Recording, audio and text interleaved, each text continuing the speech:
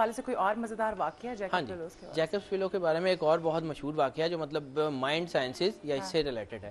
جب یہ جیکب سپیلو چوری ہو گیا تھا نا انگلینڈ میں، تو جتنی ایجنسیز تھیں، مطلب جتنی بھی اس وقت کی مطلب ایجنسیز تھیں پوری دنیا کی، وہ اس کو تلاش نہیں کر پا رہی تھیں. اچھا، اس کو پتہ ہی نہیں لگ رہا تھا کہ وہ مطلب اتنے مطلب سیکرٹ چرچ سے، ویسٹ منسٹر ایبے سے، وہ اتنا بڑا پتھر گیا کہاں.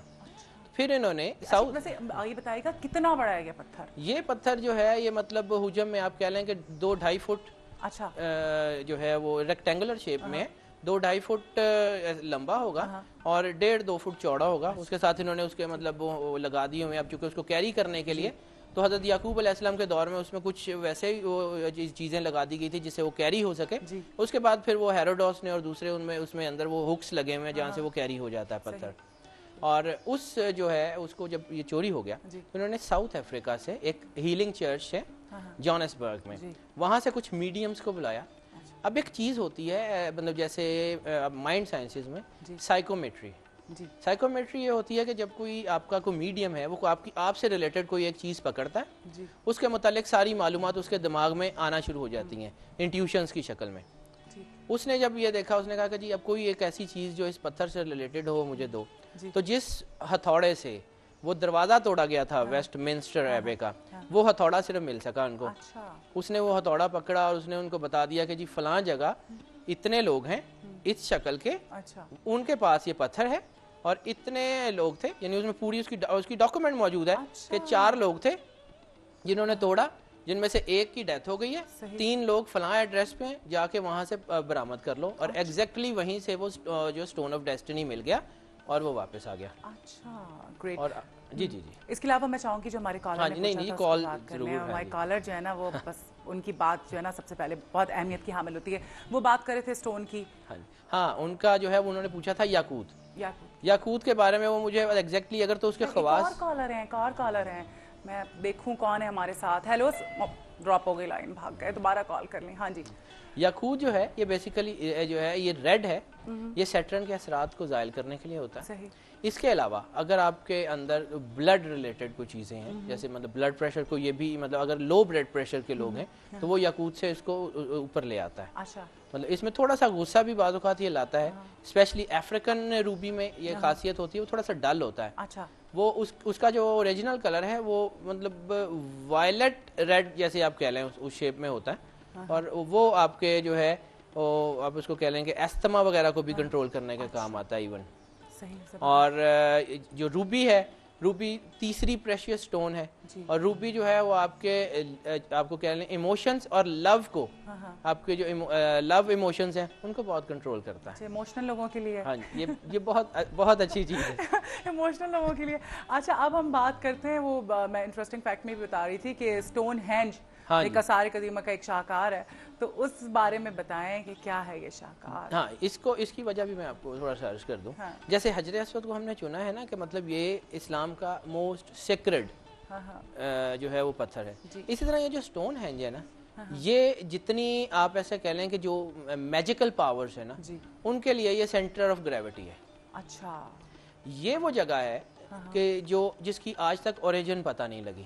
اچھا. اب کیسے بنا، مطلب اس کی اگر آپ اس کو دیکھیں تو جتنے بڑے بڑے یہ پتھر ہیں، اتنے بڑے پتھر کیری کرنا اور ان کو کھڑے کر کے ایک عمارت کی شکل دینا، اور اسپیشلی یہ جو 8 میٹر تقریباً یہ اونچا ہے، 8 میٹر وہ تقریباً 35-40 فٹ اتنی بڑی بڑی راکس کو اوپر رکھنا اور اتنے 1000 سال تک ان کا سسٹین رہنا.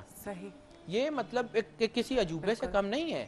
یہ ایسی چیز نہیں ہے کہ یہ مطلب حیدر اس بارے میں بات کرتے ہیں. ابھی ہمارے ساتھ کالر ہیں. ہیلو، السلام علیکم.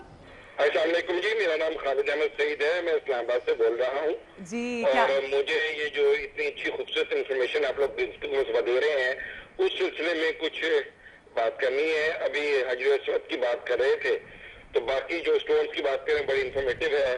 حجر اسود کے بارے میں کیونکہ یہ کچھ اسلام سے اس کی ہے، انہوں نے کہا کہ یہ پہلے وائٹ تھا اور پھر یہ کہ اس کے اثرات ہوتے ہیں، وائٹ بھی اثرات ضرور ہوتے ہوں اور وائٹ، اور یہ نے کہا کہ روایات ملتی ہیں.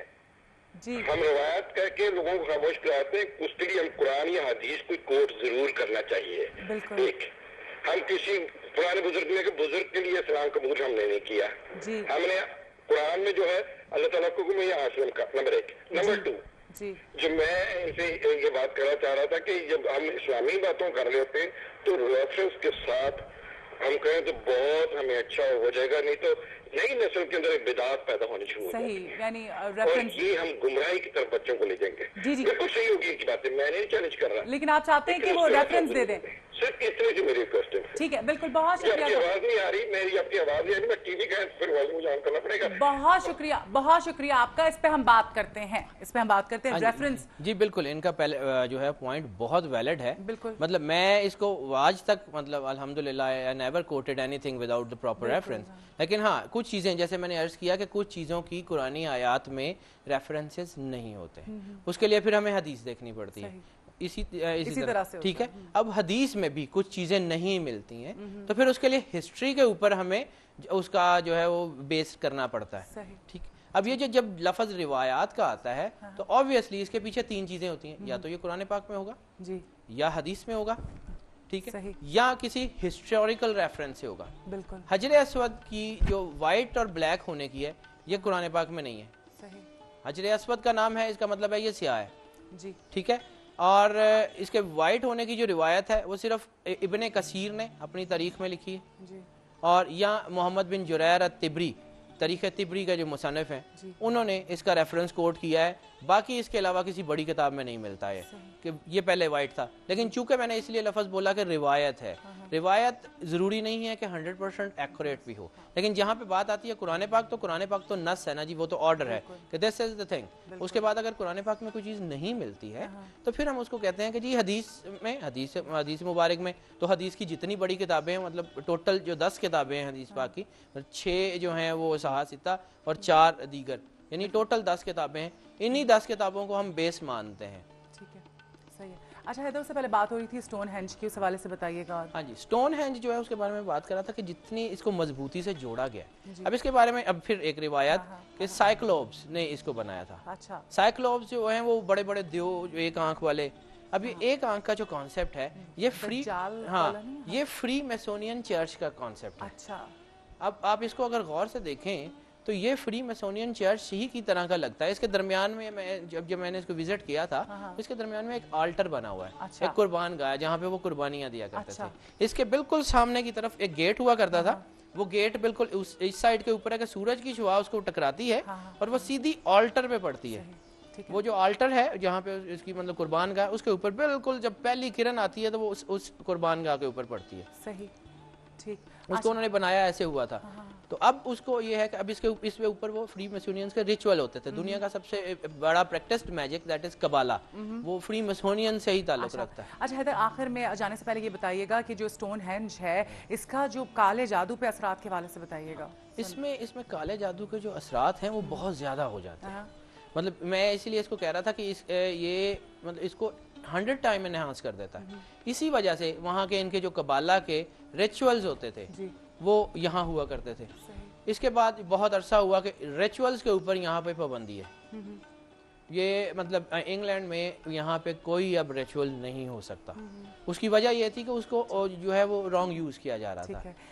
ٹھیک. حیدر جعفری، بہت شکریہ آپ کا ہمیں جوائن کرنے کے لیے. ناظرین، یہاں پر ہمارا یہ سیگمنٹ ختم ہوتا ہے اور ہم یہاں پر لیں گے ایک بریک. مارننگ مسالہ دیکھتے رہیے.